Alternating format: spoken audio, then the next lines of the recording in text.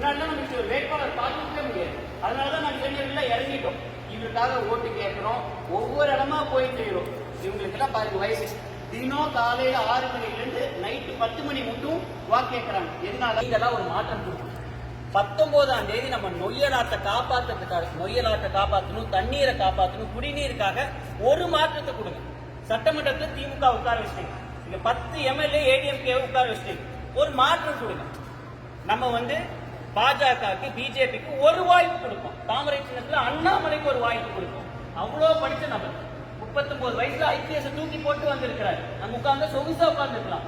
ஆனா இங்க இறங்கி போராடுறாரு. ஒரே ஒரு வாய்ப்பு கொடுங்க, தாமரை சின்னத்துக்கு வாய்ப்பு கொடுங்க. எதுக்காக? தண்ணீருக்காக, நம்ம ஆத்துக்காக. ஆறுங்கிறது தண்ணீருங்கிறது நம்ம அம்மா மாதிரி, அதை வணங்கி நம்ம எல்லா செயலையும் செய்வோம். இப்ப இறந்துட்டாங்கன்னா எங்க போய் நம்ம எல்லாம் கரைக்கிறோங்க? நம்ம நதி அவ்வளோ முக்கியம். நதி இருந்தாதான் மக்கள் வாழவே முடியும். தண்ணி இல்லைன்னா மக்கள் வாழவே முடியாது. அப்படி இருக்கும்போது நொய்யல் நதியை இவர் காப்பாற்றி தர, மீட்டெடுத்து தரங்கிறார். ஒரு வாய்ப்பு கொடுங்க போதும். நம்ம திமுகவுக்கு மாத்தி திமுகவுக்கும் அதிமுகவுக்கும் மாத்தி ஓட்டு போட்டது போதும். ஒரு மாற்றத்தை எதிர்பார்க்கலாம், ஒரு மாற்றத்தை கொடுக்கலாம். நாங்க இளைஞர்கள் உங்களை கெஞ்சி கேட்கிறோம், ஒரு வாய்ப்பு மாத்தி கொடுங்க. மறந்துடாதீங்க, இந்த முறை தாமரை சின்னத்துல அண்ணாமலை அண்ணாக்கு நீங்க ஓட்டு போடுங்க. மிகப்பெரிய வெற்றி கொடுங்க. 1 லட்சம் 2 லட்சம் இல்ல, 5 லட்சம் வாக்குகள் வித்தியாசத்துல நீங்க தான் ஜெயிக்க வைக்கணும். தாழ்மையுடன் உங்கள்கிட்ட கேட்டுக்கிறேன். ஒரு சின்ன உறுதிமொழி மட்டும்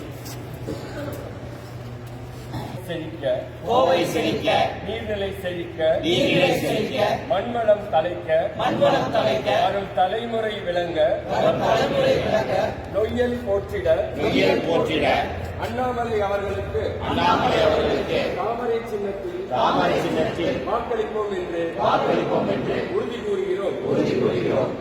ரொம்ப நன்றிங்க. நீங்க எல்லாம் கொடுப்பீங்கிற நம்பிக்கையோட நாங்க தெரிவிக்கிறோம். இது கூட சொன்னதோட சேர்த்து தெரியுமா தெரியாது எனக்கு தெரியாது.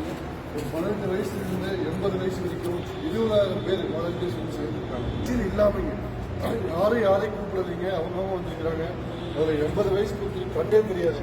அவர் என்னை ரிஜெக்ட் பண்ணிடாதீங்க, நான் யாராவது செய்கிறேங்கன்னு சொல்லி செய்கிறாரு.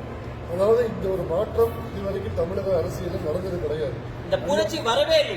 3வது ஒரு கட்சி இதனால் மட்டும் ஒரு 3வது கட்சி நடந்து அவங்க ஆட்சி பிடிச்சத சரித்திரமே இல்லை.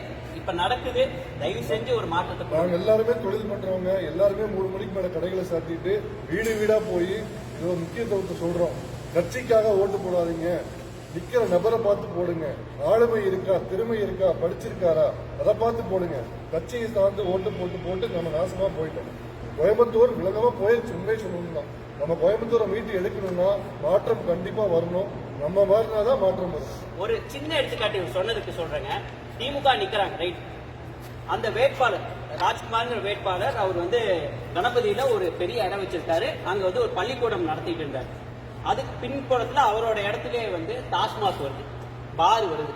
இப்போ உடனே அங்க பிரச்சனைகள், ஒரு ஸ்கூலும் ஒரு டாஸ்மாக்கும் பக்கத்துல இருந்தா பிரச்சனைகள் வரும். சட்ட ரீதியா அது நடத்தக்கூடாது. இப்ப பிரச்சனைகள் வருது. பேரண்ட்ஸ் எல்லாம் கம்ப்ளைண்ட் பண்றாங்க, ஐயோ இங்க ஸ்கூல் பக்கத்திலேயே ஒரு பார் இருக்குது, வேணாங்க அப்படின்னு சொல்லி கம்ப்ளைண்ட் பண்றாங்க. அப்போ ஒரு நல்ல மனுஷனா இருந்தா எதை மூடுவாங்க? Wine shop. இவங்க என்ன தெரியுமா பண்ணாங்க? இந்த வேட்பாளர் அந்த ஸ்கூலை மூடினார். இது அவர்கிட்டயே நீங்க வந்தாருன்னா கேட்டு பாருங்க. அந்த ஸ்கூலை மூடினார். அப்பேற்பட்டவர் தான் வேட்பாளர். ஆனா இவரை ஏன் தேர்ந்தெடுக்கிறாங்கன்னா அந்த கட்சிக்காக ஓட்டு போடுறது. அதை மாத்தணும். ஒரு வேட்பாளரை பார்த்து ஓட்டு போட்டாதான் அந்த கட்சி நல்ல வேட்பாளரை நிப்பாட்டுவாங்க அப்படிங்கறத இவர் சொல்றாங்க. இதுதான் மாற்றம்.